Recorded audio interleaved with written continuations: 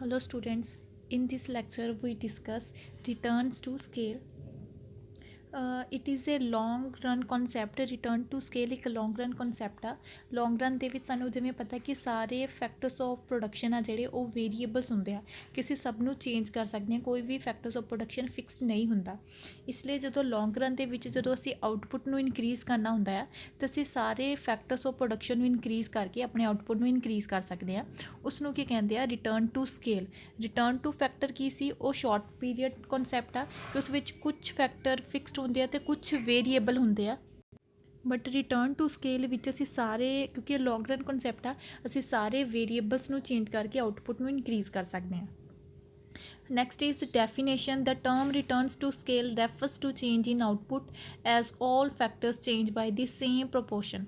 ਕਿ ਸਾਰੇ ਫੈਕਟਰ ਨੂੰ ਚੇਂਜ ਕਰਕੇ ਅਸੀਂ ਆਊਟਪੁੱਟ ਨੂੰ ਇਨਕਰੀਜ਼ ਕਰ ਸਕਦੇ ਹਾਂ। ਟੇਬਲ 10 ਦੇ ਵਿੱਚ ਰਿਟਰਨ ਟੂ ਸਕੇਲ ਨੂੰ ਸ਼ੋ ਕੀਤਾ ਗਿਆ। Units of labour and units of capital ਦੋਨੋਂ ਕੀ ਆ? ਵੇਰੀਏਬਲ ਆ ਕਿ ਲੌਂਗ ਰਨ ਵਿੱਚ ਦੋਨਾਂ ਨੂੰ ਚੇਂਜ ਕਰ ਸਕਦੇ ਹਾਂ। ਦੈਟ ਇਜ਼ ਲੇਬਰ ਚੇਂਜ ਹੋ ਰਹੀ ਹੈ ਐਂਡ ਕੈਪੀਟਲ ਵੀ ਚੇਂਜ ਹੋ ਰਹੀ ਹੈ ਅਸੀਂ ਪ੍ਰੋਡਕਸ਼ਨ ਨੂੰ ਇਨਕਰੀਜ਼ ਕਰਨ ਦੇ ਲਈ। ਜਿਵੇਂ ਜਿਵੇਂ ਅਸੀਂ ਦੋਨਾਂ ਦੇ ਫੈਕਟਰਸ ਪ੍ਰਪੋਰਸ਼ਨ ਨੂੰ ਇਨਕਰੀਜ਼ ਕਰਦੇ ਜਾਂਦੇ ਹਾਂ, ਜਿਹੜਾ ਟੋਟਲ ਪ੍ਰੋਡਕਸ਼ਨ ਦਾ ਆਊਟਪੁੱਟ ਆ ਪਰਸੈਂਟੇਜ ਉਹ ਵੀ ਇਨਕਰੀਜ਼ ਕਰਦੀ ਜਾਂਦੀ ਆ। ਇੱਕ ਪੁਆਇੰਟ ਤੱਕ ਉਹ ਇਨਕਰੀਜ਼ ਕਰਦੀ ਆ, ਉਸ ਤੋਂ ਬਾਅਦ ਕੌਨਸਟੈਂਟ ਹੋ ਜਾਂਦੀ ਆ ਅਤੇ ਉਸ ਤੋਂ ਬਾਅਦ ਡਿਕਰੀਜ਼ ਕਰਨਾ ਸਟਾਰਟ ਕਰ ਜਾਂਦੀ ਆ। Next is aspects of return to scale. There are three main aspects of return to scale. First is increasing return to scale, second is constant return to scale, and third one is diminishing return to scale. First we discuss increasing return to scale. Increasing returns to scale occurs when a given percentage increase in all factors inputs causes proportionately greater increase in output.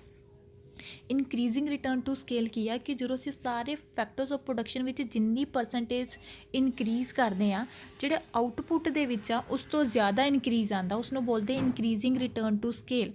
Suppose ਕਿ 10% increase ਕੀਤਾ ਗਿਆ factors of production ਦੇ ਵਿੱਚ, ਉਸ ਦੇ ਕਾਰਨ ਅਗਰ 50% increase ਹੁੰਦਾ ਆਊਟਪੁੱਟ ਦੇ ਵਿੱਚ, ਉਸ ਨੂੰ ਬੋਲਦੇ ਆ ਇਨਕਰੀਜ਼ਿੰਗ ਰਿਟਰਨ ਟੂ ਸਕੇਲ। ਇਸ ਫਿਗਰ 9 ਦੇ ਵਿੱਚ ਜਿਹੜਾ ਪਰਸੈਂਟੇਜ ਆਫ ਫੈਕਟਰਸ ਇਨਪੁਟਸ ਆ, ਪਹਿਲਾਂ ਅਗਰ 10% ਸੀ, ਪ੍ਰੋਡਕਸ਼ਨ 15 ਆ। ਫੈਕਟਰਸ ਆਫ ਇਨਪੁਟਸ ਨੂੰ ਇਨਕਰੀਜ਼ ਕੀਤਾ ਗਿਆ, 5% ਇਨਕਰੀਜ਼ ਕੀਤਾ ਗਿਆ, ਬਟ ਜਿਹੜਾ ਪ੍ਰੋਡਕਸ਼ਨ ਵਿੱਚ ਇਨਕਰੀਜ਼ ਕਿੰਨਾ ਹੋਇਆ? 10%। ਕਿ ਜਿੰਨੇ ਫੈਕਟਰਸ ਨੂੰ ਅਤੇ ਪਰਸੈਂਟ ਨੂੰ ਇਨਕਰੀਜ਼ ਕੀਤਾ ਗਿਆ, ਪ੍ਰੋਡਕਸ਼ਨ ਜਾਂ ਆਊਟਪੁੱਟ ਦੇ ਵਿੱਚ ਉਸ ਤੋਂ ਜ਼ਿਆਦਾ ਇਨਕਰੀਜ਼ ਹੋਇਆ, ਉਸ ਨੂੰ ਬੋਲਿਆ ਜਾਂਦਾ ਹੈ increasing return to scale. Next is constant return to scale.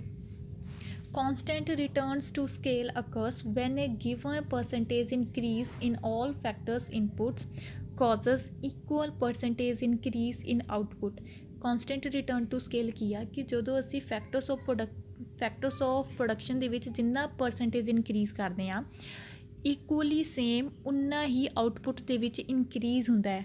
ਜੇ ਅਸੀਂ 10% ਫੈਕਟਰਸ ਆਫ ਪ੍ਰੋਡਕਸ਼ਨ ਨੂੰ ਇਨਕਰੀਜ਼ ਕਰਦੇ ਹਾਂ ਅਤੇ ਆਊਟਪੁੱਟ ਵੀ 10% ਇਨਕਰੀਜ਼ ਕਰਦਾ। ਅਗਰ 20% ਫੈਕਟਰਸ ਆਫ ਪ੍ਰੋਡਕਸ਼ਨ ਨੂੰ ਇਨਕਰੀਜ਼ ਕਰਦੇ ਹਾਂ ਅਤੇ ਜਿਹੜਾ ਪ੍ਰੋਡਕਸ਼ਨ ਆ ਉਹ ਵੀ 20% ਇਨਕਰੀਜ਼ ਕਰੇਗਾ। ਫਿਗਰ 10 ਦੇ ਵਿੱਚ ਦੇਖੋ ਕਿ ਜਿਹੜੇ ਫੈਕਟਰਸ ਇਨਪੁਟਸ ਜਿਹੜਾ 10% ਸੀ, ਪ੍ਰੋਡਕਸ਼ਨ 10% ਸੀ, ਫੈਕਟਰਸ ਆਫ ਪ੍ਰੋਡਕਸ਼ਨ ਨੂੰ ਇਨਕਰੀਜ਼ ਕੀਤਾ ਗਿਆ, 10% ਇਨਕਰੀਜ਼ ਕੀਤਾ ਗਿਆ, ਦੈਟ ਇਜ਼ 20 ਹੋ ਗਿਆ, ਅਤੇ ਪ੍ਰੋਡਕਸ਼ਨ ਵੀ ਇਨਕਰੀਜ਼ ਕਰਕੇ ਕਿੰਨਾ ਹੋ ਗਿਆ? ਉਹ ਵੀ ਸੇਮ 20 ਹੋ ਗਿਆ। ਦੈਟ ਮੀਨਸ ਕਿ ਕੌਨਸਟੈਂਟ ਸਕੇਲ ਦੇ ਉੱਪਰ ਪ੍ਰੋਡਕਸ਼ਨ ਇਨਕਰੀਜ਼ ਕਰ ਰਿਹਾ ਹੈ। Next is diminishing return to scale. Diminishing returns to scale occurs when a given percentage increase in all factors inputs causes proportionately lesser increase in output.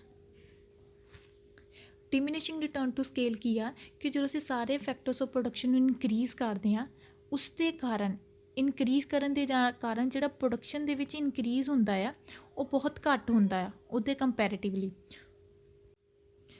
Suppose ਜੇ 50% increase ਕਰਦੇ ਹਾਂ ਅਸੀਂ factors inputs ਦੇ ਵਿੱਚ, ਉਸ ਦੇ ਕਾਰਨ ਪ੍ਰੋਡਕਸ਼ਨ ਵਿੱਚ ਸਿਰਫ 10% ਇਨਕਰੀਜ਼ ਹੁੰਦਾ ਹੈ, ਉਸ ਨੂੰ ਕੀ ਕਿਹਾ ਜਾਂਦਾ? ਡਿਮੀਨਿਸ਼ਿੰਗ ਰਿਟਰਨ ਟੂ ਸਕੇਲ। ਫਿਗਰ 11 ਦੇ ਵੀ ਦੇਖੋ ਪਰਸੈਂਟੇਜ ਫੈਕਟਰਸ ਇਨਪੁਟ ਸੀ 15 ਸੀ, ਪ੍ਰੋਡਕਸ਼ਨ 10% ਸੀ। ਫੈਕਟਰਸ ਇਨਪੁਟਸ ਨੂੰ ਇਨਕਰੀਜ਼ ਕੀਤਾ ਗਿਆ, ਦੈਟ ਇਜ਼ 10% ਦਾ ਇਨਕਰੀਜ਼ ਆਇਆ, ठीक है, ਉਹ ਕੀ ਹੋ ਗਿਆ 25%। ਬਟ ਉਸ ਦੇ ਕਾਰਨ ਜਿਹੜਾ ਪ੍ਰੋਡਕਸ਼ਨ ਦੇ ਵਿੱਚ ਇਨਕਰੀਜ਼ ਹੋਇਆ ਉਹ ਇਸ ਦੇ ਕੰਪੈरेटिवली ਬਹੁਤ ਲੈਸ ਹੋਇਆ, ਇਸ ਕਾਰਨ ਇਸ ਨੂੰ ਬੋਲਿਆ ਜਾਂਦਾ ਹੈ diminishing return to a scale. Next is economies of scale or causes of increasing returns to scale.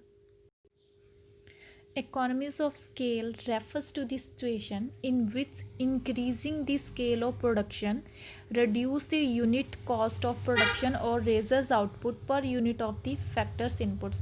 Economies of scale ਕੀ ਹੁੰਦੀ ਹੈ, ਜਿਸ ਵਿੱਚ ਜਿਹੜਾ ਪ੍ਰੋਡਕਸ਼ਨ ਹੈ ਇਨਕਰੀਜ਼ਿੰਗ ਰੇਟ 'ਤੇ ਇਨਕਰੀਜ਼ ਕਰਦਾ ਹੈ ਐਂਡ ਕਾਸਟ ਆਫ ਪ੍ਰੋਡਕਸ਼ਨ ਉਹ ਡਿਕਰੀਜ਼ ਕਰਦੀ ਆ। broadly economies of scale are classified as two category: internal economies of scale and external economies of scale.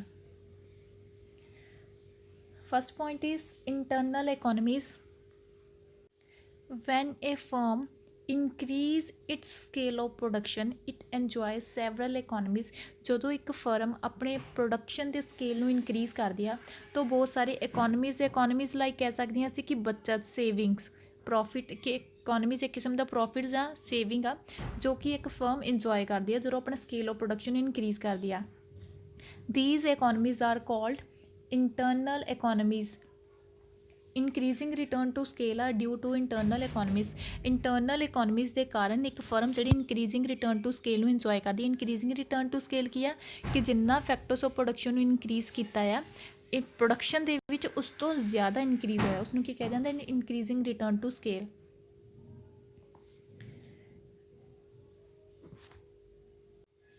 These are available to that particular firm in the industry which seeks to increase its level of output by way of increasing its scale of production.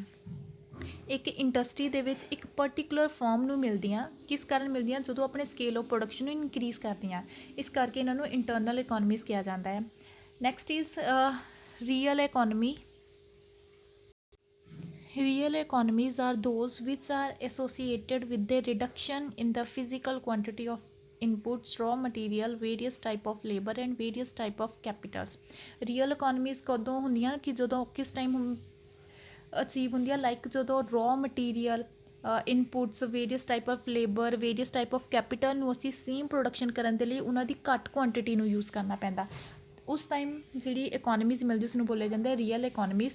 Real economies can be classified 6 types: labour economies or specialisation, technical economies or indivisibility, inventory economies, selling or marketing economies, managerial economies, transport and storage economy. First is labour economies or specialisation. Scale of first is labour economies or specialisation.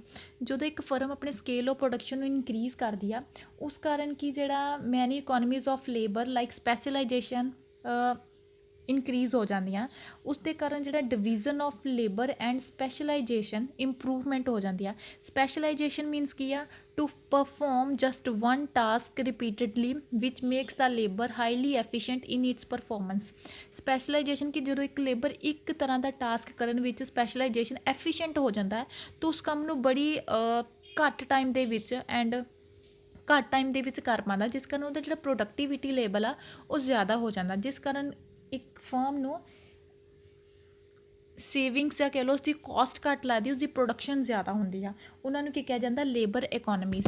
Next is technical economies or ਇੰਡੀਵਿਜ਼ਿਬਿਲਿਟੀ.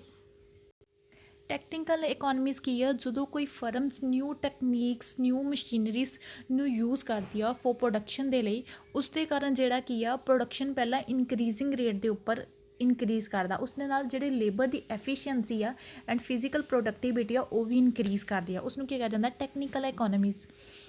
Technical economies in their turn are of 3 types. First is economies of increased dimension. A firm can obtain technical economies by increasing the size of its plant. ਜਦੋਂ ਇੱਕ firm ਆਪਣੇ plant ਦੇ size ਨੂੰ increase ਕਰਦੀ ਹੈ ਅਤੇ ਉਸਨੂੰ technical ਇਕੋਨਮੀਜ਼ ਮਿਲਦੀਆਂ, ਕਿਉਂਕਿ ਇੱਕ ਲਾਰਜ ਮਸ਼ੀਨ ਦੀ ਜਿਹੜੀ ਐਵਰੇਜ ਕੋਸਟ ਆ ਉਹ ਘੱਟ ਹੁੰਦੀ ਹੈ as compare to average return are more, ਕਿਉਂਕਿ ਇੱਕ ਲਾਰਜ ਮਸ਼ੀਨ ਦੀ ਜਿਹੜੀ ਐਵਰੇਜ ਰਿਟਰਨ ਆ ਉਹ ਜ਼ਿਆਦਾ ਹੁੰਦੀ ਆ ਅਤੇ ਉਸਦੀ ਐਵਰੇਜ ਕੋਸਟ ਘੱਟ ਹੁੰਦੀ ਆ. For example, building of a double decker bus does not involve double the cost of labor and raw materials, it is less than double. Next is economies of linked process. A firm can obtain economies of linked process. That means कि ਜਦੋਂ ਇੱਕ firm ਆਪਣੇ ਆਪ ਹੀ these linked activities ਕੀ ਹੋ ਸਕਦਾ ਕਿ raw material ਦਾ production ਖੁਦ ਕਰਨਾ ਸਟਾਰਟ ਕਰ ਇੱਕ ਫਰਮ ਦੇ ਵਿੱਚ ਜਿਹੜੀ ਚੀਜ਼ ਦਾ ਪ੍ਰੋਡਕਸ਼ਨ ਹੋ ਰਿਹਾ ਹੈ ਉਸ ਚੀਜ਼ ਦੇ ਪ੍ਰੋਡਕਸ਼ਨ ਦੇ ਲਈ ਜਿਹੜਾ raw material ਚਾਹੀਦਾ ਇੱਕ ਫਰਮ ਅਗਰ ਉਸ ਚੀਜ਼ ਦਾ ਵੀ ਪ੍ਰੋਡਕਸ਼ਨ ਕਰਨਾ ਸਟਾਰਟ ਕਰ ਦੇ ਉਸ ਨਾਲ ਕੀ ਹੋਏਗਾ ਇੱਕ ਤਾਂ ਉਸਦੀ ਟਰਾਂਸਪੋਰਟ ਕੋਸਟ ਰਿਡਿਊਸ ਹੋਏਗੀ ਉਸਦਾ ਟਾਈਮ ਵੀ ਸੇਵ ਹੋਏਗਾ. For example, iron and steel mills have their own coal and manganese mines, their own transport and distribution facilities. अगर एक iron ਤੇ steel mills ਆ ਅਗਰ ਉਸਦਾ ਆਪਣੇ ਕੋਲ ਤੇ ਮੈਗਨੀਜ਼ ਮਾਈਨਸ ਆ ਤੇ ਉਸ ਨਾਲ ਉਸਦਾ ਕੀ ਹੋਏਗਾ ਟਰਾਂਸਪੋਰਟ ਤੇ ਡਿਸਟਰੀਬਿਊਸ਼ਨ ਫੈਸਿਲਿਟੀਜ਼ ਤੇ ਜਿਹੜਾ ਕੋਸਟ ਲੱਗਦੀ ਆ ਉਹ ਵੀ ਰਿਡਿਊਸ ਹੋ ਜਾਏਗਾ. ਉਸ ਨੂੰ ਕੀ ਬੋਲਦਾ ਹੈ economies of linked process. Next is economies of the use of by product. Firms producing on large scale do not throw away the waste material, rather they produce byproduct out of them and thus supplements their income. ਜਿਹੜੀਆਂ firm large scale ਦੇ ਉੱਪਰ production ਕਰਦੀਆਂ ਅਗਰ ਆਪਣੇ ਕਹਿੰਦੇ waste material ਨੂੰ ਜਾਂ ਉਸ ਵੇਸਟ ਮਟੀਰੀਅਲ ਤੋਂ ਕੋਈ ਕਿਸੇ ਚੀਜ਼ ਦਾ ਪ੍ਰੋਡਕਸ਼ਨ ਕਰਦੇ ਆ ਉਹ ਕੀ ਹੋਏਗਾ ਉਹ ਸਪਲੀਮੈਂਟ ਦੇਅਰ ਇਨਕਮ ਉਸ ਨਾਲ ਉਹਨਾਂ ਦੀ ਇਨਕਮ ਇਨਕਰੀਜ਼ ਹੋਏਗੀ. For example, sugar mills make power alcohol out of the molasses. ਮਤਲਬ ਇੱਕ ਸ਼ੂਗਰ ਮਿਲ ਕੇ ਉਹ ਕੀ ਕਰ ਸਕਦੀ ਹੈ ਆਪਣੇ ਵੇਸਟ ਤੋਂ ਇੱਕ ਪਾਵਰ ਐਲਕੋਹਲ ਦਾ ਪ੍ਰੋਡਕਸ਼ਨ ਕਰ ਸਕਦੀ ਆ. And paper mills make paper out of cotton waste. Cotton waste ਦੇ ਨਾਲ ਇੱਕ ਪੇਪਰ ਮਿਲ ਕੇ ਕੀ ਕਰ ਸਕਦੀ ਆ ਪੇਪਰ ਬਣਾ ਸਕਦੀ ਆ. Next is inventory economies. Inventory economies. A large sized firm can enjoy several types of inventory economies. A big firm possesses large stock of raw materials. ਜਿਹੜੀਆਂ ਬਿਗ ਸਾਈਜ਼ਡ ਫਰਮ ਹੁੰਦੀਆਂ ਉਹ ਕੀ ਕਰਦੀਆਂ ਲਾਰਜ ਸਾਈਜ਼ ਦੇ ਵਿੱਚ raw material ਦਾ stock ਕਰਕੇ ਆਪਣੇ ਕੋਲ ਰੱਖ ਲੈਂਦੀਆਂ. ਇਸ ਕਾਰਨ ਕਿ ਜਦੋਂ ਕਦੀ raw material ਦੀ ਸਪਲਾਈ ਸ਼ਾਰਟ ਸਪਲਾਈ ਹੋ ਜਾਵੇ ਅਤੇ ਉਸ ਨਾਲ ਕੀ ਹੁੰਦੀ ਉਸਦੀ ਪ੍ਰਾਈਸਿਸ ਜ਼ਿਆਦਾ ਇਨਕਰੀਜ਼ ਕਰ ਜਾਂਦੀਆਂ. ਇਸ ਕਾਰਨ ਉਸ ਟਾਈਮ ਫਰਮਸ ਨੂੰ ਕੋਈ ਵੀ ਚਿੰਤਾ ਨਹੀਂ ਹੁੰਦੀ ਕਿ ਉਸਦੀਆਂ ਪ੍ਰਾਈਸਿਸ ਜ਼ਿਆਦਾ ਕਿਉਂਕਿ ਉਸਨੇ ਪਹਿਲੀ ਜ਼ਿਆਦਾ ਸਟਾਕ ਆਪਣੇ ਕੋਲ ਰੱਖਿਆ ਹੁੰਦਾ ਹੈ. ਐਂਡ ਸੱਚ ਇਸ ਤਰ੍ਹਾਂ ਦੀਆਂ ਫਰਮਸ ਹੋਰ ਕੀ ਕਰਦੀਆਂ ਸਟਾਕ ਕਰਕੇ ਰੱਖ ਲੈਂਦੀਆਂ spare parts and small tools ਜਿਹੜੀਆਂ ਉਹਦੀਆਂ ਮਸ਼ੀਨਰੀ ਵਿੱਚ ਯੂਜ਼ ਕੀਤੇ ਜਾਂਦੇ ਆ. In case of machines goes out of order suddenly ਅਗਰ ਮਸ਼ੀਨਸ ਦੀ ਸਪਲਾਈ ਜਾਂ ਅਵੇਲੇਬਿਲਿਟੀ ਘੱਟ ਜਾਂਦੀ ਆ ਦੈਨ ਉਹਨਾਂ ਨੂੰ ਪ੍ਰੋਡਕਸ਼ਨ ਕਰਨ ਦੇ ਲਈ ਪ੍ਰੋਡਕਸ਼ਨ ਨੂੰ ਆਪਣਾ ਸਟਾਪ ਨਹੀਂ ਕਰਨਾ ਪੈਂਦਾ ਕਿਉਂਕਿ ਉਹਨਾਂ ਦੇ ਕੋਲ ਜਿਹੜੀ ਸਟੋਰੇਜ ਪਹਿਲੀ ਪਈ ਹੁੰਦੀ ਉਸ ਚੀਜ਼ ਦੀ ਕਿਉਂਕਿ ਉਹਨਾਂ ਨੇ ਸਟਾਕ ਰੱਖਿਆ ਹੁੰਦਾ ਸਾਰੇ raw material the and spare parts the. Next is selling or marketing ਇਕੋਨਮੀਜ਼. Selling or marketing economies. A firm producing on large scale also enjoys several marketing economies in respect of sale of these large output. ਜਦੋਂ ਇੱਕ firm large scale ਦੇ ਉੱਪਰ output ਕਰਦੀ ਆ ਉਸਨੂੰ ਬਹੁਤ ਸਾਰੀਆਂ selling ਅਤੇ ਮਾਰਕੀਟਿੰਗ economies ਵੀ ਮਿਲਦੀਆਂ. For example, economies on account of advertisement. Firm can appoint its own sole distributor and authorized dealers. Economies on account of research and development. ਇੱਕ ਲਾਰਜ ਫਰਮ ਆਪਣੇ ਬੇਸ 'ਤੇ ਰਿਸਰਚ ਕਰਦੀ ਹੈ ਤਾਂ ਕਿ ਉਹ ਆਪਣੇ ਕੁਆਲਿਟੀ ਆਫ ਪ੍ਰੋਡਕਟ ਨੂੰ ਇੰਪਰੂਵ ਕਰ ਸਕੇ ਐਂਡ ਕੋਸਟ ਆਫ ਪ੍ਰੋਡਕਸ਼ਨ ਨੂੰ ਰਿਡਿਊਸ ਕਰ ਸਕੇ ਜਿਸ ਨਾਲ ਕੀ ਹੁੰਦਾ ਜਿਹੜਾ ਫਰਮ ਦਾ ਇੱਕ ਪ੍ਰੋਡਕਸ਼ਨ ਆ ਉਹ ਕੁਆਲਿਟੀ ਪ੍ਰੋਡਕਟ ਹੁੰਦਾ ਮਤਲਬ ਕਿ ਕੁਆਲਿਟੀ ਵਾਈਜ਼ ਵਧੀਆ ਹੁੰਦਾ ਹੈ ਜਿਸ ਕਾਰਨ ਉਸਦੀ ਕੋਸਟ ਆਫ ਪ੍ਰੋਡਕਸ਼ਨ ਵੀ ਘੱਟਦੀ ਆ ਐਂਡ ਉਸ ਪ੍ਰੋਡਕਟ ਦੀ ਡਿਮਾਂਡ ਵੀ ਇਨਕਰੀਜ਼ ਕਰਦੀ ਆ. Next is managerial economies. A firm producing on large scale can engage efficient and talented managers. ਜਦੋਂ ਇੱਕ ਫਰਮ ਲਾਰਜ ਸਕੇਲ ਦੇ ਉੱਪਰ ਪ੍ਰੋਡਕਸ਼ਨ ਕਰਦੀ ਆ ਉਹ ਐਫੀਸ਼ੀਐਂਟ ਅਤੇ ਟੈਲੈਂਟਡ ਮੈਨੇਜਰਸ ਨੂੰ ਹਾਇਰ ਕਰਦੀ ਆ. ਇਹ task of management is decentralised into different departments. Management ਦਾ ਟਾਸਕ ਕੀ ਕਰਨਾ ਕਿ ਡਿਫਰੈਂਟ ਡਿਪਾਰਟਮੈਂਟਸ ਨੂੰ ਅਲੱਗ-ਅਲੱਗ ਕੈਟਾਗਰੀਜ਼ ਵਿੱਚ ਡਿਸੈਂਟਰਲਾਈਜ਼ ਕਰਨਾ ਆ. Each department is headed by an expert who look after the minute detail of his department. ਹਰ ਇੱਕ ਡਿਪਾਰਟਮੈਂਟ ਦਾ ਹਰ ਇੱਕ ਡਿਪਾਰਟਮੈਂਟ ਦੇ ਵਿੱਚ ਇੱਕ ਐਕਸਪਰਟ ਨੂੰ ਹੈਡ ਬਣਾਇਆ ਜਾਂਦਾ ਉਹ ਕੀ ਕਰਦਾ ਡਿਟੇਲ ਦੱਸਦੀ ਆ ਠੀਕ ਹੈ ਆਪਣੇ ਡਿਪਾਰਟਮੈਂਟ ਦੀ. ਇਸ ਨਾਲ ਕੀ ਹੁੰਦਾ ਆ, ਪ੍ਰੋਡਕਸ਼ਨ ਜਦੋਂ ਇਨਕਰੀਜ਼ ਕਰਦਾ ਦੈਨ ਜਿਹੜਾ ਮੈਨੇਜਮੈਂਟ ਕੋਸਟ ਉਹ ਡਿਕਰੀਜ਼ ਕਰਨਾ ਸਟਾਰਟ ਕਰ ਜਾਂਦੀ ਆ। ਮੈਨੇਜਮੈਂਟ ਦੇ ਕਾਰਨ ਜਦੋਂ ਐਨ ਜਿਹੜਾ ਪ੍ਰੋਡਕਸ਼ਨ ਆ ਉਹ ਵੀ ਵਧੀਆ ਤਰੀਕੇ ਨਾਲ ਹੁੰਦਾ ਆ। Next is transport and storage economies. A firm producing on large scale enjoys economies of transport and storage। ਇੱਕ ਲਾਰਜ ਫਰਮ ਆ ਜਿਹੜੀ ਲਾਰਜ ਸਕੇਲ ਉੱਪਰ ਪ੍ਰੋਡਕਸ਼ਨ ਕਰਦੀ ਆ, ਉਹ ਕੀ ਇੰਜੋਏ ਕਰਦੀ ਆ, ਟਰਾਂਸਪੋਰਟ ਐਂਡ ਸਟੋਰੇਜ ਇਕੋਨਮੀ ਨੂੰ ਵੀ।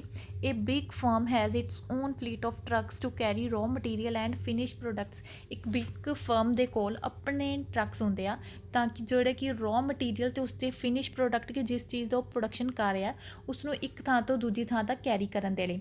ਦ firm also has its own storage and godown facilities. Big firm ਦੇ ਕੋਲ ਆਪਣੇ ਗੋਡਾਊਨ ਅਤੇ ਸਟੋਰੇਜ ਫੈਸਿਲਿਟੀਜ਼ ਵੀ ਹੁੰਦੀ ਆ, ਜਿਸ ਕਾਰਨ ਕਿ ਉਹ ਕੀ ਕਰ ਸਕਦੇ ਆ ਕਿ ਜਦੋਂ ਉਹਨਾਂ ਨੂੰ ਲੱਗੇ ਕਿ ਸਾਡੇ ਪ੍ਰੋਡਕਟ ਦੀ ਜਿਹੜੀ ਪ੍ਰਾਈਸ ਆ ਇਸ ਟਾਈਮ ਮਾਰਕੀਟ ਦੇ ਵਿੱਚ ਉਹਨਾਂ ਦੇ ਫੇਵਰੇਬਲ ਨਹੀਂ ਹੈਗੀ ਇਸ ਟਾਈਮ, ਉਹ ਕੀ ਕਰਦੇ ਆਪਣੇ ਪ੍ਰੋਡਕਟ ਨੂੰ ਸਟੋਰ ਕਰ ਸਕਦੇ ਆ। ਠੀਕ ਆ, ਜਦੋਂ ਉਹਨੂੰ ਲੱਗਦਾ ਕਿ ਪ੍ਰੋਡਕਟ ਦੀ ਪ੍ਰਾਈਸ ਹੁਣ ਮਾਰਕੀਟ ਦੇ ਵਿੱਚ ਇਨਕਰੀਜ਼ ਕਰ ਰਹੀ ਆ, ਉਸ ਟਾਈਮ ਉਸਦੀ ਕੀ ਕਰ ਸਕਦੇ ਆ, ਉਹ ਪ੍ਰੋਡਕਟ ਦੀ ਆਪਣੀ ਸਪਲਾਈ ਕਰ ਸਕਦੇ ਆ।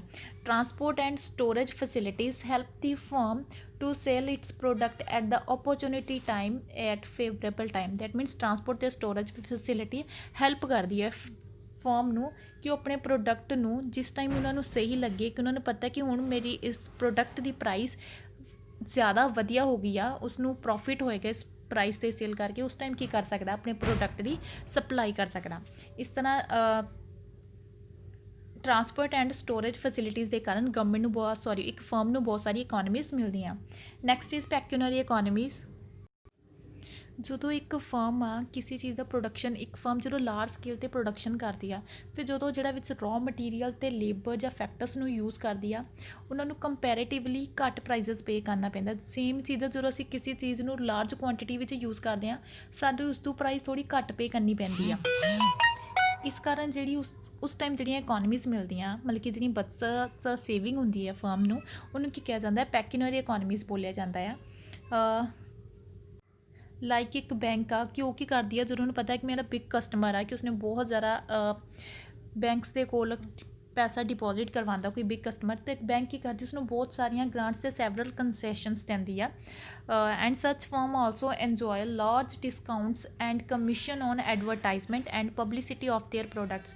ਇਸ ਤਰ੍ਹਾਂ ਦੀਆਂ ਜਿਹੜੇ ਲਾਰਜ ਸਕੇਲ 'ਤੇ ਪ੍ਰੋਡਕਸ਼ਨ ਕਰਦੀਆਂ ਫਰਮਸ ਨੂੰ, ਉਹਨਾਂ ਨੂੰ ਬਹੁਤ ਸਾਰੇ ਡਿਸਕਾਊਂਟ ਅਤੇ ਕਮਿਸ਼ਨਸ ਔਨ ਐਡਵਰਟਾਈਜ਼ ਮਿਲਦੇ ਆ, ਐਂਡ ਉਹਨਾਂ ਦੀ ਪਬਲਿਸਿਟੀ ਆਫ ਦੇਅਰ ਪ੍ਰੋਡਕਟਸ ਉਸ ਉੱਪਰ ਸਾਰੇ ਉੱਪਰ ਡਿਸਕਾਊਂਟਸ ਮਿਲਦੇ ਆ। ਇਸ ਤਰ੍ਹਾਂ ਇੱਕ ਜਦੋਂ ਫਰਮ ਲਾਰਜ ਸਕੇਲ ਦੇ ਉੱਪਰ ਮਤਲਬ ਕਿ ਬਹੁਤ ਜ਼ਿਆਦਾ ਪ੍ਰੋਡਕਸ਼ਨ ਕਰਦੀ ਆ, ਇੱਕ ਤਾਂ ਲੇਬਰ ਸਪੈਸ਼ਲਾਈਜੇਸ਼ਨ ਕਾਰਨ ਕਿ ਅਲੱਗ-ਅਲੱਗ ਕੈਟੇਗਰੀਜ਼ ਵਿੱਚ ਬਣ ਜਾਂਦੀ, ਅਸੀਂ ਉਹਨਾਂ ਦੀ ਕੰਮ ਦੀ ਐਫੀਸ਼ੀਐਂਸੀ ਦੇ ਅਕੋਰਡਿੰਗ ਕਿ ਕਿਹੜਾ ਲੇਬਰ ਕਿਸ ਕੰਮ ਵਿੱਚ ਜ਼ਿਆਦਾ ਐਫੀਸ਼ੀਐਂਟ ਆ, ਉਸ ਨਾਲ ਪ੍ਰੋਡਕਟੀਵਿਟੀ ਹੁੰਦੀ ਆ। ਜਦੋਂ ਲਾਰਜ ਸਕੇਲ ਉੱਪਰ ਪ੍ਰੋਡਕਸ਼ਨ ਕੀਤਾ ਜਾਂਦਾ ਆ ਕਿ ਰॉ ਮਟੀਰੀਅਲ ਸਾਨੂੰ ਕਿ ਜਦੋਂ ਅਸੀਂ ਕਿਸੇ ਚੀਜ਼ ਦੀ ਜ਼ਿਆਦਾ ਕੁਆਂਟਿਟੀ ਇਕੱਠੀ ਪਰਚੇਜ਼ ਕਰ ਲੈਂਦੇ ਆ, ਸਾਨੂੰ ਕੰਪੈਰੇਟਿਵਲੀ ਉਹ ਘੱਟ ਪ੍ਰਾਈਸ ਦੇ ਉੱਪਰ ਮਿਲਦਾ ਹੈ, ਜਿਸ ਕਾਰਨ ਕਿ ਇਕੋਨਮੀਜ਼ ਫਰਮਸ ਨੂੰ ਮਿਲਦੀਆਂ ਹੈ। ਇਸੇ ਤਰ੍ਹਾਂ ਜਦੋਂ ਲਾਰਜ ਸਕੇਲ ਉੱਤੇ ਪ੍ਰੋਡਕਸ਼ਨ ਹੋਣ ਦੇ ਕਾਰਨ discount and commission on advertisement and there product publicity of the product, ਉਹ ਵੀ ਇੰਜੋਏ ਕਰਦਾ ਫਰਮ, ਕਿਉਂਕਿ ਉਸਨੂੰ ਡਿਸਕਾਊਂਟਸ ਮਿਲਣ ਲੱਗ ਜਾਂਦੇ ਆ। ਇਸ ਤਰ੍ਹਾਂ ਇੱਕ ਫਰਮ ਇੰਟਰਨਲ ਇਕੋਨਮੀਜ਼ ਦੇ ਕਾਰਨ ਇੱਕ firm increasing return to scale ਨੂੰ ਇੰਜੋਏ ਕਰਦੀ ਆ। ਦੈਟ ਮੀਨਸ ਕਿ ਉਸਦਾ ਜਿਹੜਾ ਪ੍ਰੋਡਕਸ਼ਨ ਆ ਇਨਕਰੀਜ਼ਿੰਗ ਰੇਟ ਉੱਪਰ ਵੱਧਦਾ ਆ, ਕਿ ਜਿਹੜਾ ਜਿੰਨੇ ਅਸੀਂ ਲੇਬਰਸ ਜਾਂ ਕੈਪੀਟਲ ਫੈਕਟਰਸ ਨੂੰ ਯੂਜ਼ ਕਰਦੇ ਹਾਂ, ਜਿੰਨਾ ਉਹਨਾਂ ਵਿੱਚ ਇਨਕਰੀਜ਼ ਕਰਦੇ ਹਾਂ, ਉਸ ਦੇ ਕੰਪੈਰੇਟਿਵਲੀ ਜਿਹੜਾ ਪ੍ਰੋਡਕਸ਼ਨ ਆ ਉਹ ਜ਼ਿਆਦਾ ਇਨਕਰੀਜ਼ ਕਰਦਾ, ਬਿਕੋਜ਼ ਆਫ ਇੰਟਰਨਲ ਇਕੋਨਮੀਜ਼ ਦੇ ਕਾਰਨ ਹੀ increasing return to scale applicable ਹੁੰਦਾ।